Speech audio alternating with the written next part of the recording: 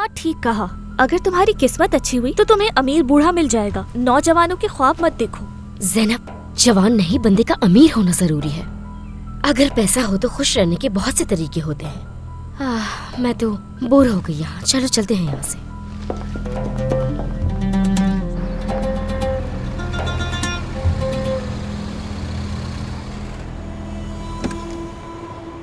बाबा, क्या हाल है? अच्छा हुआ कि आप मुझे यहाँ मिल गए।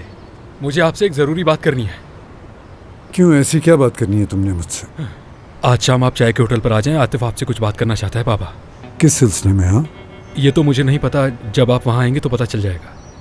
करीम साहब किसी वक्त भी आ जाएंगे। मुझे गाड़ी के बाबा पास जानते हैं, बैंक से नोटिस आ गया है।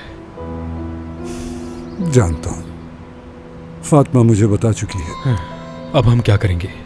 मुझे नहीं मालूम। वो मुझे एडवांस भी नहीं दे रहे। कहते हैं करीम साहब के खास हो, तो जाकर उनसे बात करो, शायद वो कुछ करें। कोशिश करूँगा मैं। नसरीन को भी कहा था, शायद उसकी सैलरी में से कुछ एडवांस मिल जाए, मगर उसने भी कोई जवाब नहीं दिया।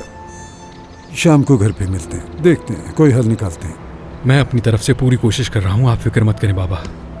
और नसरीन पर तो भरोसा करना बिल्कुल फजूल है। करीम साहब आ रहे हैं बाबा, फिर मिलते हैं। चलो ठीक है, मिलते हैं।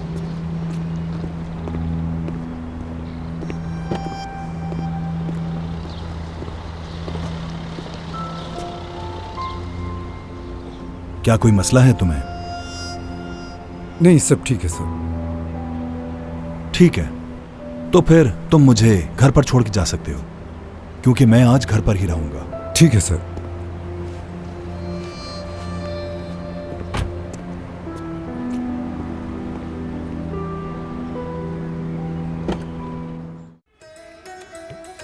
This is Bukhari. This is Aris Ahmed from Noor Entertainment.